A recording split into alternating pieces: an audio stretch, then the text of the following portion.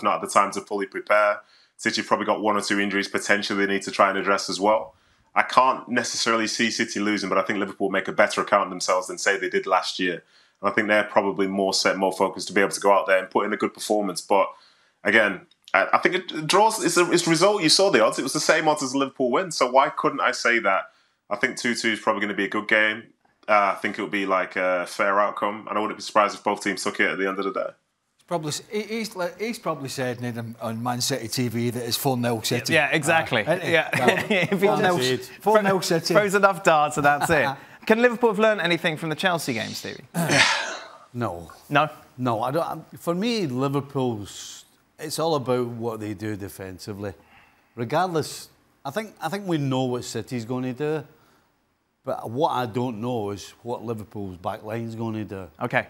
And I can't get away from that. Every time I think about this game, there's one in particular that scares the life out of me. If he plays Doku against Trent Alexander-Arnold, that is it. He's going to play Doku, isn't he, no? Like, why wouldn't you? Well, he's come in, I think for that. I think for that reason. No, I think if there's anything to come out of the Chelsea game, I thought Doku was poor. You know, everybody's expecting because of his performance the previous week, oh, this guy's going to light it up again. Yeah. And I thought he was pretty average.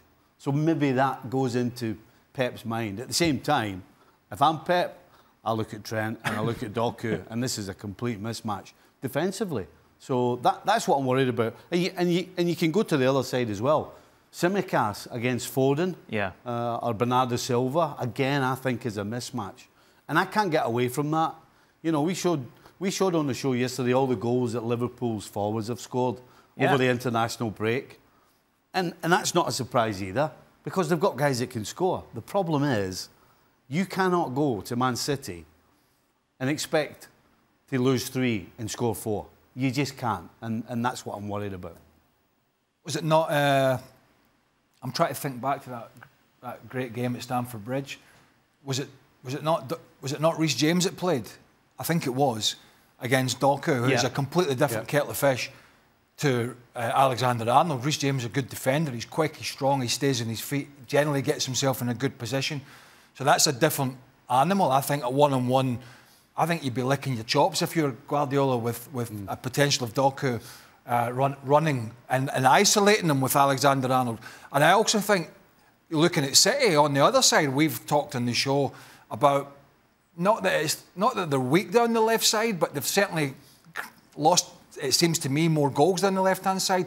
You're now looking at Gvardiol, who's a really good defender, but not essentially a really good left-back, against Mo Salah.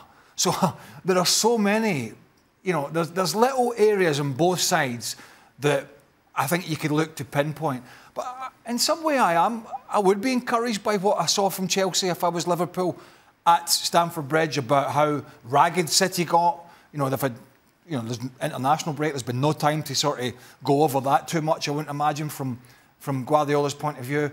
But I just think there's 1 or 2 flaws on either side, particularly defensively, that we're looking at the matchups, possibly Doku and Alexander-Arnold, Salah and Gvardiol. And then, you know, Ruben Dias didn't look great in that Chelsea game either.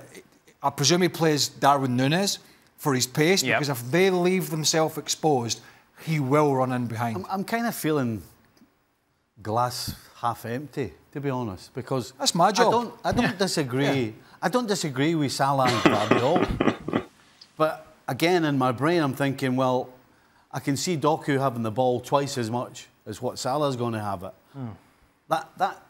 Well, what can we do to cheer you up between now and Saturday morning? Every time I think of the positive sides of it, cheer him up. I see a counter problem.